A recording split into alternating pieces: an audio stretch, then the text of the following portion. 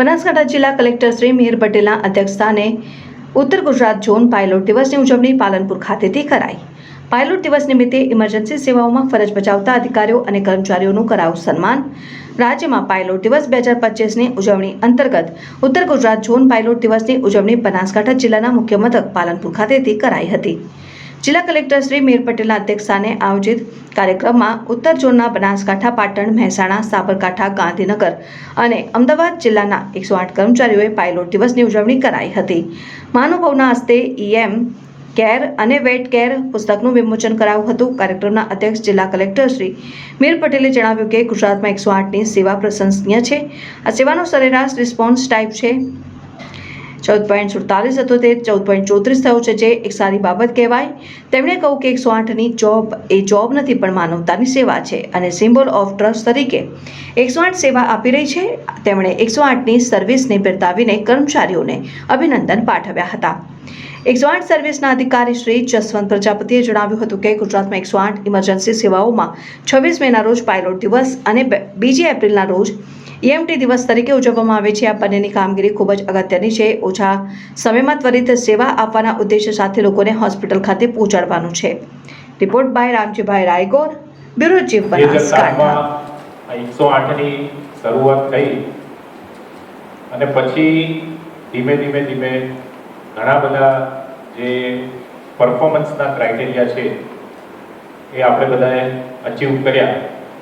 હવે જે કહેવાય કે સર્વિસમાં કેટલા એક્સેલન્ટ લેવલ પર આપણે પહોંચેલા છીએ 108 એ કદાચ તમે તો જાણતા હશો પણ આઉટસાઇડર તરીકે અમે બી જાણીએ છીએ। મારે પ્રજાપતિજી કોઓર્ડિનેટર દર 2-3 મહિને આવે અને મારું એમને હંમેશા એક જ વિનંતી હોય કે આપણે ગમે તે કરી અને સર્વિસ ઇમ્પ્રુવમેન્ટ સેકન્ડમાં કરવી છે। એટલે આ આપણી સિદ્ધિ બતાવે છે। પહેલા જ્યારે આપણે સર્વિસ ઇમ્પ્રુવ મિનિટોમાં કરવાની વાત કરતા હતા, આજે આપણે વાત કરીએ છીએ કે કેટલા સેકન્ડ ઇમ્પ્રુવ કરી। મારો એમને સૌથી પહેલો પ્રશ્ન એ જ હોય કે ગઈ મીટિંગમાં 14.47 હતું, આ વખતે કેટલું છે? અમારી છેલ્લી મીટિંગ થઈ એટલે કીધું કે સાહેબ 14.34 છે, લગભગ 15 સેકન્ડ જેટલું આ વખતે ઇમ્પ્રુવ કર્યું છે। આપણે ત્યાં સુધી એ લેવલ સુધી આપણે જતા રહ્યા છીએ। 108ની જો વાત કરીએ તો ખાલી આપણે પરિસ્થિતિ વિચારીએ, તમે તો આ જે જોબ છે એમાં ઘણા બધા ઇન્વોલ્વ હોય એટલે એક્સટર્નલ ફેક્ટર તરીકે તમે ના વિચારી શકો। સામાન્ય માણસ જતો હોય, રોડ ઉપર કોઈનો એક્સિડન્ટ થાય અને હાઈવે ઉપર પોલીસને કોલ થાય એની પહેલા આજુબાજુવાળા જે બી ઊભા રહે એ સૌથી પહેલા 108ને કોલ કરે।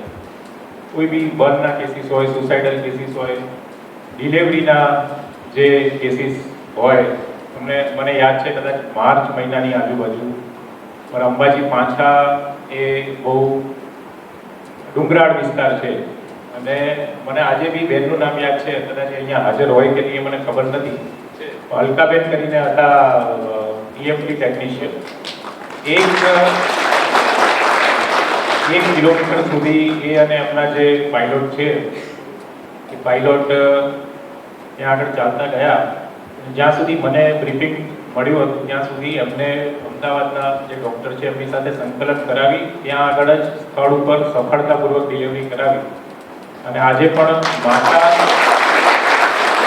અને બાળક સુરક્ષિત છે। એટલે આપણે તમારી જે જોબ છે એ જોબ નથી, તો કહીશ કે એ એક માનવતાની સેવા છે। કોઈ બી માણસ હોય એ જ્યારે સંકટ સમય હોય ત્યારે આજે ગુજરાતમાં 108 ઇમરજન્સી સેવામાં 26મી મેના દિવસને ખાસ કરીને પાયલટ ડે તરીકે ઉજવવામાં આવે છે અને 2 એપ્રિલને EMT ડે।